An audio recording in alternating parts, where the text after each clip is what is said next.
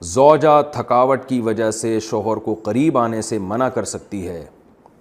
اگر گھر کے کام کاج کی وجہ سے، تھکاوٹ کی وجہ سے عورت اپنے شوہر کو قریب نہ آنے دے تو کیا ایسا کرنا بھی گناہ ہوگا؟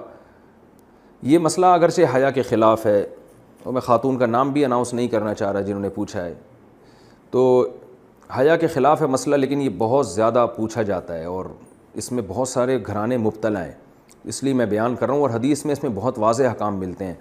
آپ صلی اللہ علیہ وسلم نے فرمایا جو عورت شوہر کو قریب نہ آنے دے اور شوہر اس کی وجہ سے ناراض ہو کے سو جائے تو اس عورت پر پوری رات فرشتے لعنت کرتے ہیں۔ بہت شدید وعید ہے۔ وجہ اس کی ظاہر ہے کہ اللہ نے مرد میں یہ سیکشول ڈیزائرز بہت زیادہ رکھی ہیں۔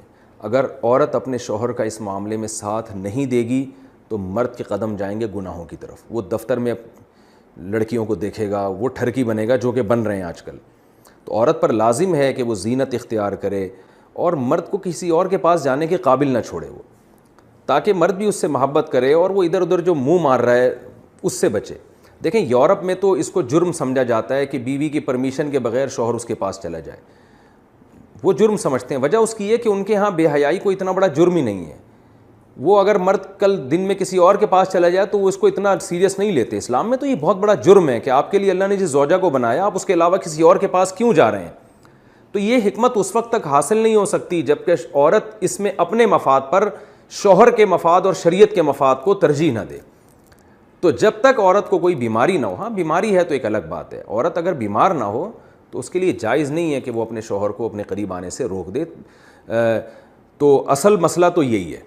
لیکن شوہر کو بھی بہرحال یہ چاہیے کہ اگر اس پہ بہت زیادہ غلبہ نہیں ہے اور اسے گناہ کا خطرہ نہیں ہے اور وہ یہ سمجھ رہا ہے کہ زوجہ کام کاج کی وجہ سے بہت زیادہ تھک گئی ہے، اس کی نیند میں بہت خرابی ہوگی، تو شوہر کے لیے بہرحال اخلاقیات کا تقاضا یہ ہے کہ کہیں بھاگی نہیں جا رہی ہے، زندگی بھر آپ کے ساتھ ہی ہے، تو تھوڑا سا اپنی خواہش کو آپ کنٹرول کر لیں۔ اخلاقیات کا تقاضا ہے۔